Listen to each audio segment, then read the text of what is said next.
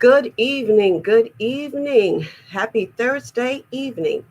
It is May 28th, 2020, and I would absolutely love, to welcome you to this evening's episode of When Life Needs a Detox. Now, we did try to film at 8 o'clock this morning, but all we got was the audio. And I did promise you guys that I would be back sometime today. Well, we figured out the problem of how to get me a video, and I am here. And since I am here, let me introduce myself. I am Carol White, and I am your life detox strategist. Welcome to When Life Needs a Detox. Now, we're going to get started. And I am so glad that you guys are hanging with me and putting up with me. Oh, I do have one thing to say. The turban that I am wearing, because my hair has gotten out of control. It really, really has. But this beautiful turban and brooch are courtesy of the Zoe Victoria Boutique. It's run by Miss Daphne Askew. She has beautiful, beautiful things. And she has saved my life because my hair has now become unmanageable, for me at least anyway. And I would like to thank Miss Daphne Askew. I love my turbans. I absolutely adore my brooch. I will be seeing you on Facebook very, very soon. And yes, you can find Miss Daphne Askew on Facebook under Zoe Victoria Boutique. You will love her. Okay, now that I've done the shameless plug, let's get to business. Today's topic, or rather this week's topic, is the story of George Floyd, the anatomy of a police murder. This past Monday, May 25th, 2020, George Floyd was killed while in police custody as a result of having the knee of Officer Derek Chavin pressing down on his neck, and Officer Chavin's refusal to release that hold when Mr. Floyd begged for air. This incident has caused widespread anger, frustration, and sadness to the point where the protests that are being held for justice for Mr. Floyd have turned violent because, quite frankly, people have had enough. The mayor of Minneapolis, Mr. Jacob Frey, has called for the arrest of Officer Derek Chavin. Now, while I feel this is the appropriate act, I do believe he's fallen short.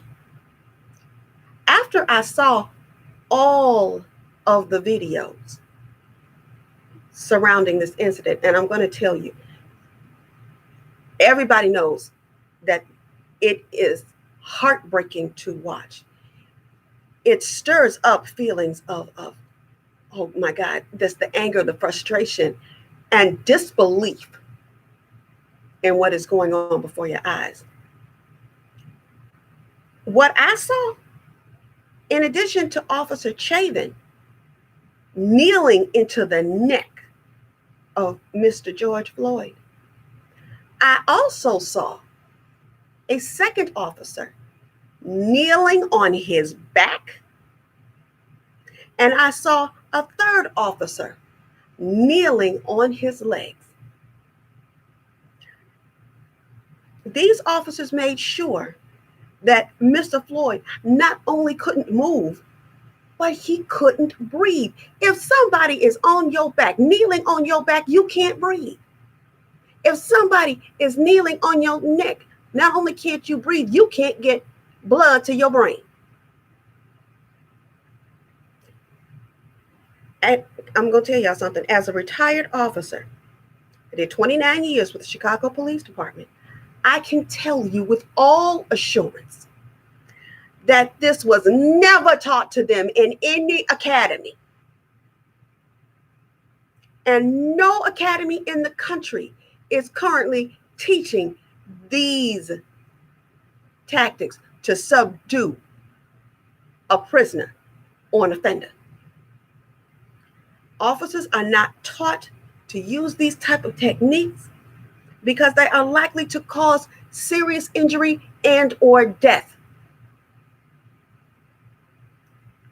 What they should have done, and this is just from my experience and what I have been taught,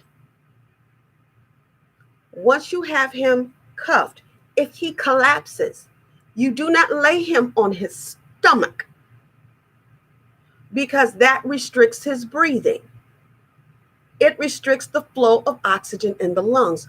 You're supposed to either lay him on his back or on his side so that you're not breaking his wrist because you got him cuffed, or you sit him up and you wait until medical assistance arrives, which is why the ambulance was there, Johnny on the spot. They called for an ambulance because he collapsed. That's just my conjecture. I'm just going to put it there. That's my conjecture, but we're going to find out later. Okay? Now, he was not only left laying on his stomach, but then you kneel on his neck and his back and his legs. Well, yeah, he's going to thrash around because he can't breathe. He just wants to breathe. Now, what I have described based on what police departments teach you not to do is a murder. And all 3 officers should be charged accordingly. Now, this is not going to make me popular with a lot of officers, and I don't care. But there are enough officers that go to work every day to do the job the way it's supposed to be done, that do not stand by, nor do they condone these actions and will openly state it. You see, the problem is that the actions of these officers have a direct effect on the ability for earnest, hard-working, do-right officers who come to the job to do their job the right way and for the right reasons. The public does not view the police as individuals. Rather, they are seen as part of a conglomerate, part of a symbiont. They're seen as moving together, thinking the same, and behaving in the same way as the worst officers that they have seen and heard of. Just as Blacks or African Americans have to deal with the preconceived notions perpetuated by the criminality of a small percentage of our race, so it is with police officers and our criminal counterparts. Okay, y'all. This is the part that's going to get real uncomfortable because we're about to address the elephant in the room: racism. In the recent years, there has been a shameful rise of white officers brutally killing Black men and women and seemingly getting away with it. Now, my personal observation of this is twofold. Number one, these white officers in question are either insecure or they're scared, or they're both. And number two, this is most important. The job of a police officer is a calling as opposed to just being a job. Police officers are called not to administer justice. That's not what we're supposed to do. Our job is to enforce the law without prejudice or interpretation. The way it's written is the way we enforce it. Point blank, period. It is not the job of the officer to judge the people he or she comes in contact with, but to assess the facts of the situation and handle the situation lawfully effectively and expeditiously. Unfortunately, this is not always the case. Preconceived notions, myths, and personal biases enter this equation. For some white officers, blacks are not seen as human and therefore are not worthy of being treated with humanity. Blacks, African Americans, depending on how young or old you are merely seen as animals that need to be controlled, hence the brutality and deaths. And it is also for this reason that many of the white officers with this mentality will choose to work in predominantly black areas. Now, I want you all to understand this. I am not saying this cavalierly, and I'm not saying this lightly. As I told y'all before, I am a retired Chicago police officer. I have 29 years of service. And I can proudly say that those years of service, I have worked with some of the finest men and women throughout my career. I will be proud, and I was proud to stand with those men and women. But I can also say that I witnessed firsthand the racism, hatred, and prejudice of the very officers that I previously described to you. I've also witnessed that this behavior was not only tolerated by, but encouraged by certain supervisors. This goes so much deeper than a few officers caught on film. Now, to the family of George Floyd, you have my deepest sympathy and prayers. For the men and women, police officers, that truly answer the call of being the police. And I know it's a hard thing to do. I salute you, and I pray for you as well. And for all of the Derek Chavins lurking within the police departments around the country, nay, around the world, if you cannot get your insecurities, your fears, your misconceptions, and your biases about Black people in check, law enforcement is not the job for you. The objective of any police department is to protect and serve all of its citizens, not just those people you would prefer to associate with. There's no shame in finding employment more suited to your mentality. I just don't know what job that would be. Now, I know that I've been sarcastic, and I almost apologize. Listen, we have got to have these conversations. We need to have these conversations with our children. And actually we do, because we are now training our children on how to interact with the police so that they can make it home alive. We are teaching and training our sons and our daughters on how to interact with those in power so that they won't end up in a box. That's crazy. It is insufferable. And it's got to stop. And I'm just going to say this. When they first brought up the idea of body cams, officers were very, very upset. Why are they doing this? Don't they trust me? Blah, blah, this, blah, blah. It's not about trust. Those body cams, and here's the thing, if you were doing your job the way you're supposed to be doing your job, it wouldn't matter if you wore a body cam or not. You're doing your job. If you do your job above board, no piece of equipment they give you should make you feel uneasy or interfered with.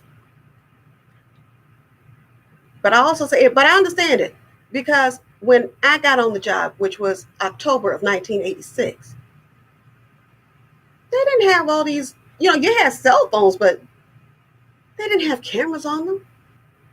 And you could see somebody with a cell phone. They were the big old bricks. They started getting smaller, but they were the big old phones. But they didn't have the capabilities that they do now. So yeah, if somebody got tagged or they were brutalized, it was the victim's word against the police. And guess what? The system was always set up to go with the police. I can say that because I was part of that system.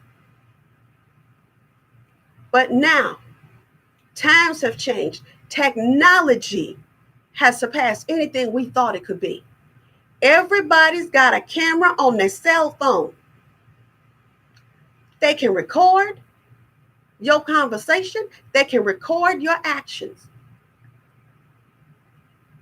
But there are people, there are officers out here that don't get it. They're so intent on being racist, and they're so intent on their criminality that they're just going to do and say what they want to do and say, and they think nobody is going to say anything. You're being videotaped. The man wasn't fighting you. I watched that video. The man was not fighting. He collapsed. Why were you kneeling on his neck, his back, and his legs if the man collapsed? It was seen on several videotapes. Two people were recording, and they even got one from a store. The man collapsed. He wasn't fighting. He collapsed. He kept saying he couldn't breathe. And for some reason, Officer Chavin thought this was the funniest thing he had ever heard. And he and his fellow officers killed that man in broad daylight under the scrutiny of video cameras. I also got a problem with the fourth one. How you gonna stand there and watch a murder and you don't do a damn thing? Those three officers need to be tried for murder.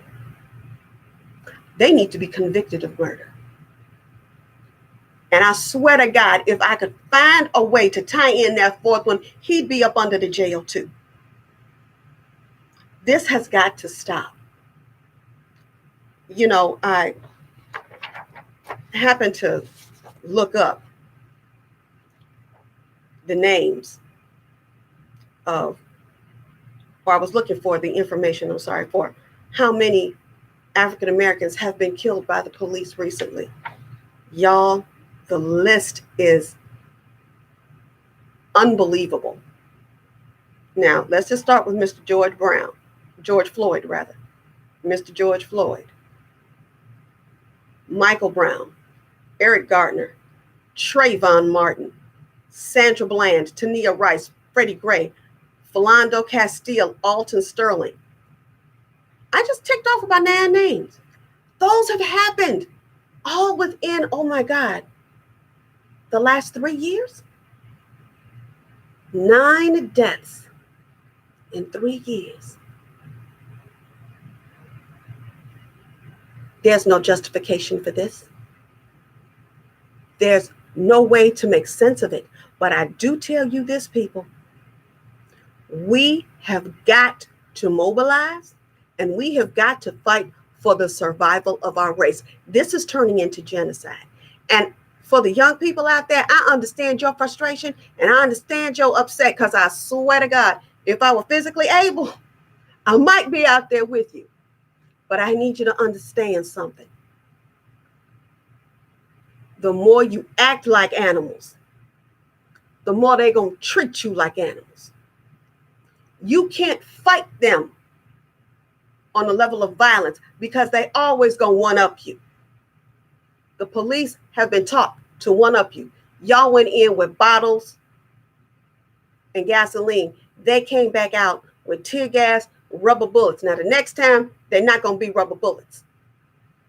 You've got to fight them on a different level. You cannot go violence with the police. They're going to take you out.